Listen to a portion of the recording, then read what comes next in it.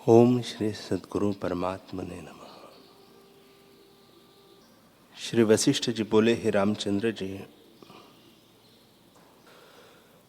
अज्ञानी जीव महानरक को प्राप्त होता है। आशा रूपी बाण की शलाका उसको लगती है और इंद्रिय रूपी शत्रु मारते हैं। इंद्रिया दुष्ट बड़ी कृतज्ञ है। जिस देह के आश्रय रहती है उसको शोक और इच्छा से पूर्ण करती है। यह महादुष्ट और दुखदायक भंडार है, इनको तुम जीतो। इंद्रिया और मन रूपी चील पक्षी है।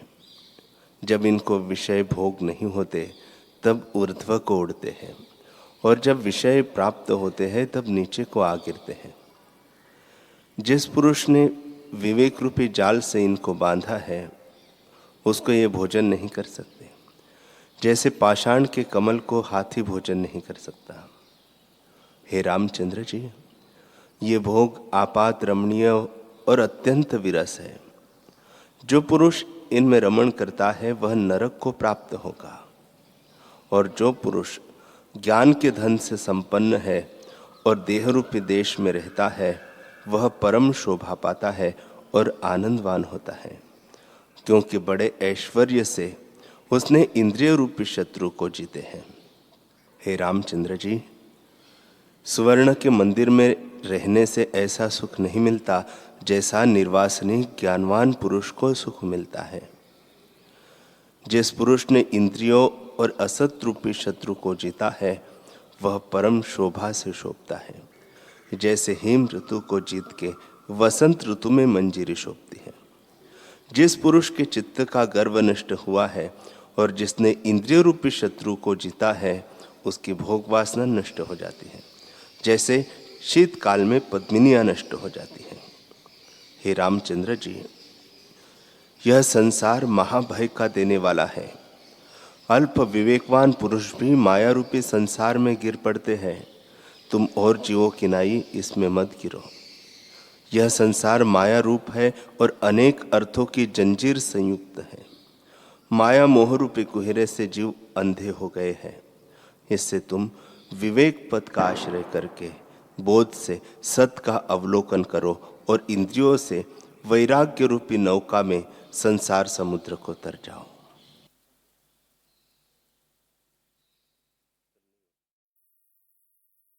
श्री योग वशिष्ठ महारामायण उपशम प्रकरण सर्ग 13। श्री वशिष्ठ जी बोले, हे रामचंद्र जी, तुम जनक की नाई अपने आप से आपको विचार करो और पीछे जो विदित वेद पुरुषों ने किया है उसी प्रकार तुम भी करके निर्वाण हो जाओ।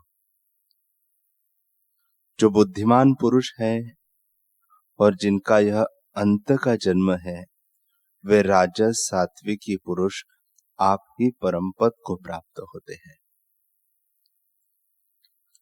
जब तक अपने आप से आत्मदेव प्रसन्न न हो तब तक इंद्रिय रूपी शत्रुओं के जीतने का यत्न करो, और जब आत्मदेव जो सर्वगत परमात्मा ईश्वरों का भी ईश्वर है प्रसन्न होगा तो आप ही स्वयं प्रकाश देखेगा और सब दोष दृष्टि क्षीण हो जाएगी।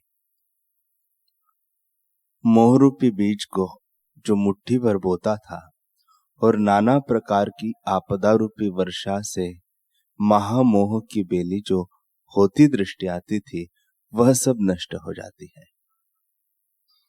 जब परमात्मा का साक्षात्कार होता है तब भ्रांति दृष्टि नहीं होती। हे रामचंद्र जी, तुम सदा बोध से आत्मपद में स्थित हो। जनकवत कर्मों का आरंभ करो और ब्रह्म लक्ष्मीवान होकर जगत में विचरो, तब तुमको कुछ खेद न होगा। जब नित्य आत्म विचार होता है तब परम देव आप ही प्रसन्न होता है, और उसके साक्षात्कार हुए से तुम चंचल रूपी संसारी जनों को देखकर जनक की नाई हंसोगे। हे रामचंद्र जी, संसार के भय से जो जीव भयभीत हुए हैं उनको अपनी रक्षा करने को अपना ही प्रयत्न चाहिए, और दैव अथवा कर्म व धन बांधवों से रक्षा नहीं होती। जो पुरुष दैव को ही निश्चय कर रहे हैं पर शास्त्र विरुद्ध कर्म करते हैं और संकल्प विकल्प में तत्पर होते हैं, वे मंद बुद्धि है। उनके मार्ग की ओर तुम न जाना, उनकी बुद्धि नाश करती है। तुम परम विवेक का आश्रय करो और अपने आप को आप से देखो। वैराग्यवान शुद्ध बुद्धि से संसार समुद्र को तर जाता है। यह मैंने तुमसे जनक का वृत्तांत कहा है। जैसे आकाश से फल गिर पड़े, तैसे ही उसको सिद्धों के विचार में ज्ञान की प्राप्ति हुई। यह विचार ज्ञान रूपी वृक्ष की मंजरी है। जैसे अपने विचार से राजा जनक को आत्मबोध हुआ, तैसे ही तुमको भी प्राप्त होगा। जैसे सूर्यमुखी कमल सूर्य को देखकर प्रसन्न होता है, तैसे ही इस विचार से तुम्हारा हृदय प्रफुल्लित हो आवेगा और मन का मनन भाव जैसे बर्फ का कणका सूर्य से तप्त हो गल जाता है, शांत हो जाएगा। जब अहम त्वम आदिक रात्रि विचार रूपी सूर्य से क्षीण हो जाएगी, तब परमात्मा का प्रकाश साक्षात होगा। भेद कल्पना नष्ट हो जाएगी और अनंत ब्रह्मांड में जो व्यापक आत्म तत्व है वह प्रकाशित होगा।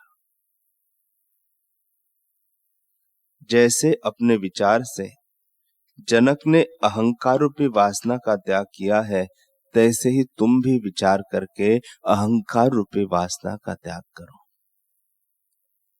अहंकार रूपी मेघ जब नष्ट होगा, तब चित्ताकाश निर्मल होगा, तब आत्मरूपी सूर्य प्रकाशित होगा। जब तक अहंकार रूपी मेघ आवरण है, तब तक आत्मरूपी सूर्य नहीं भासता। विचार रूपी वायु से जब अहंकार रूपी मेघ नाश हो, तब आत्मरूपी सूर्य प्रकट भासेगा।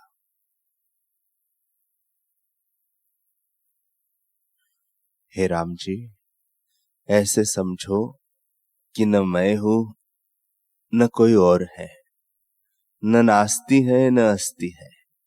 जब ऐसी भावना दृढ़ होगी, तब मन शांत हो जाएगा और हेयोपादेय बुद्धि जो इष्ट पदार्थों में होती है, उसमें न डूबोगे। इष्ट अनिष्ट के ग्रहण त्याग में जो भावना होती है, यही मन का रूप है और यही बंधन का कारण है। इससे भिन्न बंधन कोई नहीं। इससे तुम इंद्रियों के इष्ट अनिष्ट में हेयोपादेय बुद्धि मत करो और दोनों के त्याग से जो शेष रहे उसमें स्थित हो। इस अनिष्ट की भावना उसकी की जाती है जिसको हेयोपादेय बुद्धि नहीं होती, और जब तक हेयोपादेय बुद्धि क्षीण नहीं होती, तब तक समता भाव नहीं उपजता। जैसे मेघ के नष्ट हुए बिना चंद्रमा की चांदनी नहीं भासती, तैसे ही जब तक पदार्थों में इष्ट अनिष्ट बुद्धि है और मन लोलुप होता है, तब तक समता उदय नहीं होती। जब तक युक्त अयुक्त लाभ अलाभ इच्छा नहीं मिटती, तब तक शुद्ध समता और निरस्ता नहीं उपजती। एक ब्रह्म तत्व जो निरामय रूप और नानात्व से रहित है, उसमें युक्त क्या और अयुक्त क्या। जब तक इच्छा अनिच्छा और वांछित अवांछित यह दोनों बातें स्थित है, अर्थात फूरते और क्षोभ करते हैं, तब तक सौम्यता भाव नहीं होता। जो हेयोपादेय बुद्धि से रहित ज्ञानवान है, उस पुरुष को यह शक्ति अप्राप्त होती है। जैसे राजा के अंतःपुर में चतुर रानी स्थित होती है। वह शक्ति यह है, भोगों में निरस्ता, देह अभिमान से रहित निर्भयता,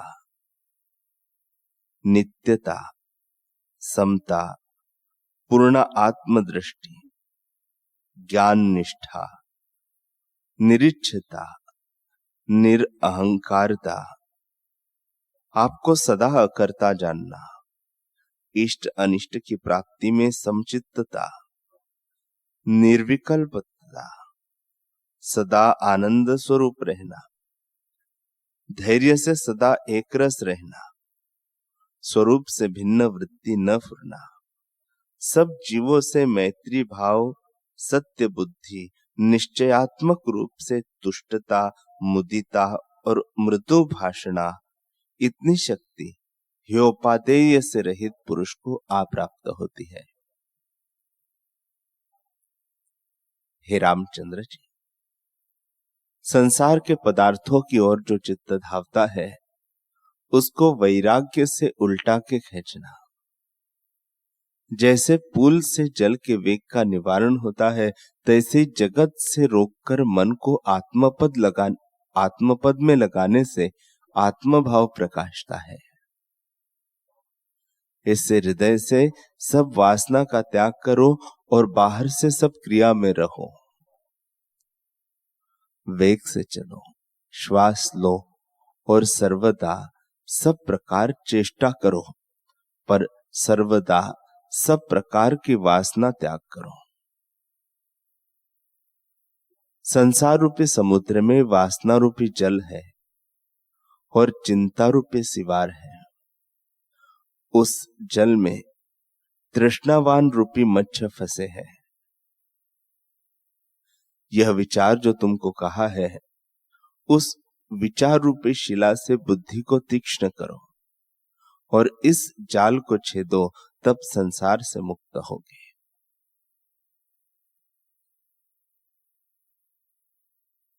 संसार रूपी वृक्ष का मूल बीज मन है। ये वचन जो कहे हैं, उसको हृदय में धरकर धैर्यवान हो, तब आदि व्याधि दुखों से मुक्त होंगे। मन से मन को छेदो, जो बीती है उसका स्मरण न करो और भविष्य की चिंता न करो, क्योंकि वह असत्य रूप है। और वर्तमान को भी असत्य जान के उसमें विचरो। जब मन से संसार का विस्मरण होता है, तब मन में फिर न फुरेगा। मन में असत्य भाव जान के चलो।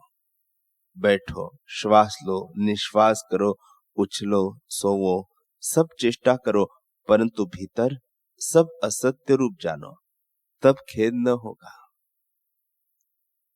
अहम मम रूपी मल का त्याग करो, प्राप्ति में विचरो अथवा राज्य अप्राप्त हो उसमें विचरो, परंतु भीतर से इसमें आस्था न करो।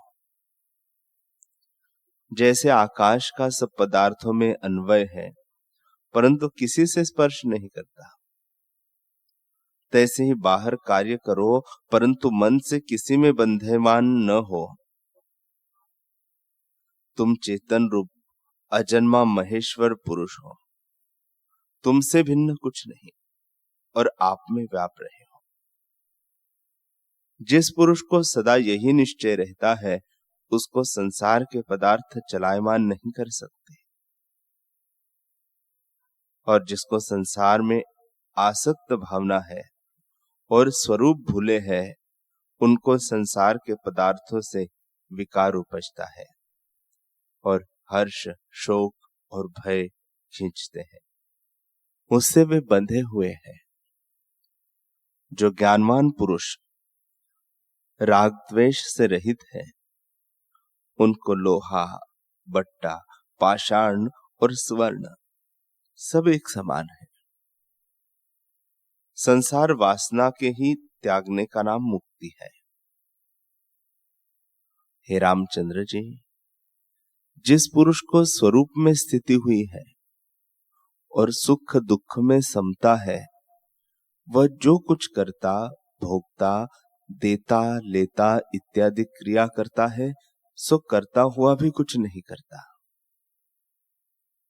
वह यथा प्राप्त कार्य में बरतता है और उसे अंतःकरण में इष्ट अनिष्ट की भावना नहीं फुरती और कार्य में राग द्वेषवान होकर नहीं डूबता। जिसको सदा यह निश्चय रहता है कि सर्व चिदाकाश रूप है और जो भोगों के मनन से रहित है, वह समता भाव को प्राप्त होता है। हे राम जी, मन जड़ रूप है और आत्मा चेतन रूप है। उसी चेतन की सत्ता से जीव पदार्थों को ग्रहण करता है और उसमें अपनी सत्ता कुछ नहीं।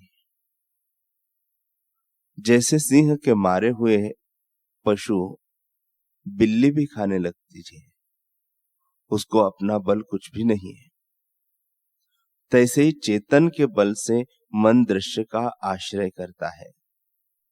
आप असत्य रूप है, चेतन की सत्ता पाकर जीता है, संसार के चिंतवन को समर्थ होता है और प्रमाद से चिंता से तपायमान होता है।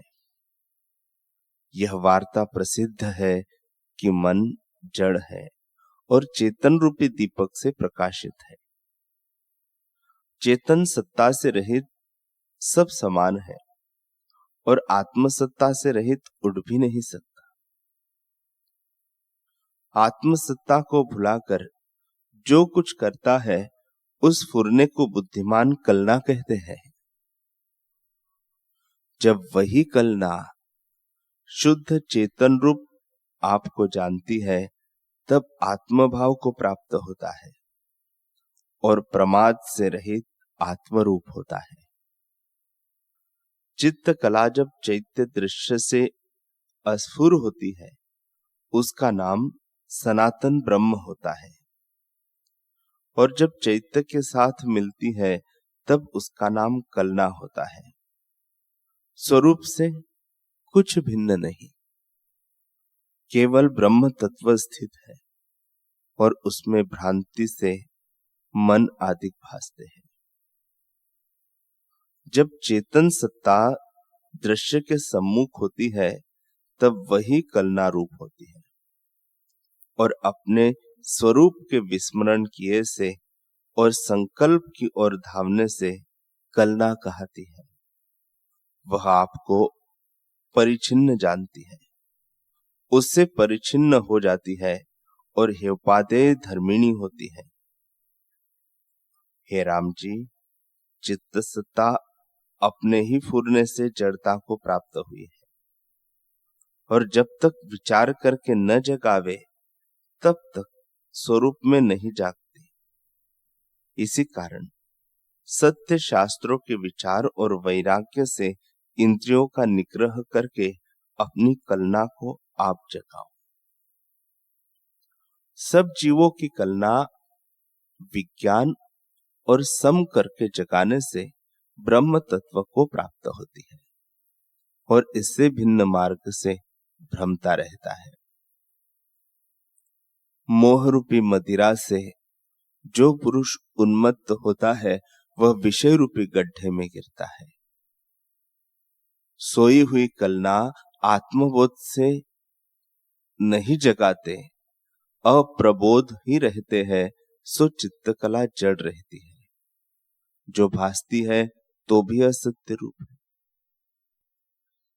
ऐसा पदार्थ जगत में कोई नहीं जो संकल्प से कल्पित न हो। इससे तुम अजड़ धर्मा हो जाओ। कलना जड़ उपलब्ध रूपिणी है और परमार्थ सत्ता से विकासमान होती है। जैसे सूर्य से कमल विकासमान होता है, जैसे पाषाण की मूर्ति से कहिए कि तू नृत्य कर, तो वह नहीं करती क्योंकि जड़ रूप है। तैसे देह में जो कलना है, वह चेतन कार्य नहीं कर सकती। जैसे मूर्ति का लिखा हुआ राजा गुरु गुरु शब्द करके युद्ध नहीं कर सकता और मूर्ति का चंद्रमा औषध पुष्ट नहीं कर सकता, तैसे ही कलना जड़ कार्य नहीं कर सकती। जैसे निरवयव अंगना से आलिंगन नहीं होता, संकल्प के रचे आकाश के वन की छाया के नीचे कोई नहीं बैठता और मृग तृष्णा के जल से कोई तृप्त नहीं होता, तैसे ही जड़ रूप मन क्रिया नहीं कर सकता। जैसे सूर्य की धूप से मृग तृष्णा की नदी भासती है, तैसे ही चित्तकला के फुरने से जगत भासता है।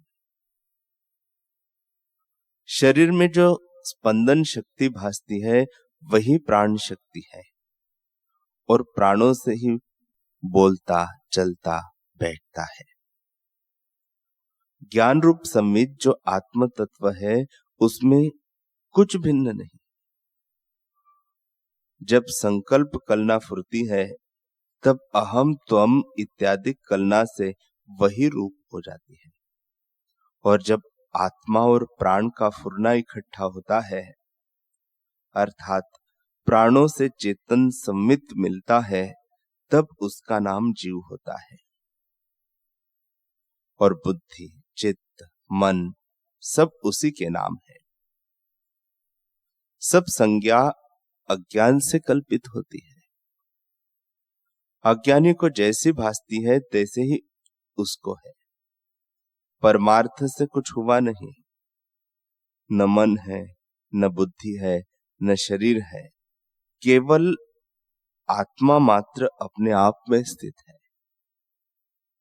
द्वैत नहीं है। सब जगत आत्मरूप है और काल क्रिया भी सब अल्प रूप ही है। आकाश से भी निर्मल अस्ति नास्ति सब वही रूप है और द्वितीय फुरने से रहित है। इस कारण है और नहीं है, ऐसा स्थित है और सब रूपों में सत्य है। आत्मा सब पदों से रहित है, इस कारण असत्य भी कोई नहीं और अनुभव रूप है, इससे सत्य है। सब कलनाओं से रहित केवल अनुभव रूप है। ऐसे अनुभव का जहां ज्ञान होता है वहां मन क्षीण हो जाता है। जैसे जहां सूर्य का प्रकाश होता है वहां अंधकार क्षीण हो जाता है। जब आत्म तत्व में संवित करके इच्छा फुरती है तो वह संकल्प के सम्मुख हुई थोड़ी भी बड़े विस्तार को पाती है। तब चित्त कला को आत्म स्वरूप विस्मरण हो जाता है। जन्मों की चेष्टा से जगत स्मरण हो आता है और परम पुरुष को संकल्प से तन्मय होकर के चित्त नाम कहता है। जब चित्त कला संकल्प से रहित होती है तब मोक्ष रूप होती है। चित्त कला फुरने का नाम चित्त और मन कहते हैं और दूसरी वस्तु कोई नहीं। एकता मात्र ही चित्त का रूप है और संपूर्ण संसार का बीज मन है। संकल्प के सम्मुख होकर के चेतन संवित का नाम मन है और निर्विकल्प जो चित्त सत्ता है वह संकल्प करके मलिन होती है, तब उसको कलना कहते हैं। वही मन जब घटाधिक किनाई परिचिन्न भेद को प्राप्त होता है तब क्रिया शक्ति से अर्थात प्राण और ज्ञान शक्ति से मिलता है। उस संयोग का नाम संकल्प विकल्प का कर्ता मन होता है। वही जगत का बीज है और उसके लीन करने को दो उपाय है। एक तो तत्व ज्ञान और दूसरा प्राणों को रोकना। जब प्राण शक्ति का निरोध होता है तब भी मन लीन हो जाता है और जब सत्य शास्त्रों के द्वारा ब्रह्म तत्व का ज्ञान होता है तो भी लीन हो जाता है। प्राण किसका नाम है और मन किसको कहते हैं? हृदय कोश से निकलकर जो बाहर आता है और फिर बाहर से भीतर आता है वह प्राण है। शरीर बैठा है और वासना से जो देश देशांतर भ्रमता है उसका नाम मन है। उसको वैराग्य और योगाभ्यास से वासना से रहित करना और प्राण वायु को स्थित करना, ये दोनों उपाय हैं। हे रामचंद्र जी, जब तत्व ज्ञान होता है तब मन स्थित हो जाता है, क्योंकि प्राण और चित्त कला का आपस में वियोग होता है, और जब प्राण स्थित होता है तब मन भी स्थिर हो जाता है। क्योंकि प्राण स्थित हुए चेतन कला से नहीं मिलते, तब मन भी स्थित हो जाता है और नहीं रहता। मन चेतन कला और प्राण फुरने के बिना नहीं रहता। मन को भी अपनी सत्ता शक्ति कुछ नहीं। स्पंद रूप जो शक्ति है वह प्राणों को है, सो चल रूप जड़ात्मक है, और आत्मसत्ता चेतन रूप है, और वह सब में, वह अपने आप में स्थित है। चेतन शक्ति और स्पंद शक्ति के संबंध होने से मन उपजता है, सो उस मन का उपजना भी मिथ्या है। इसी का नाम मिथ्या ज्ञान है।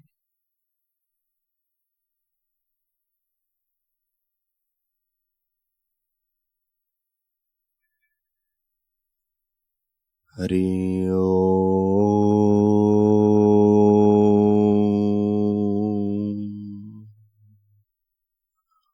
हरि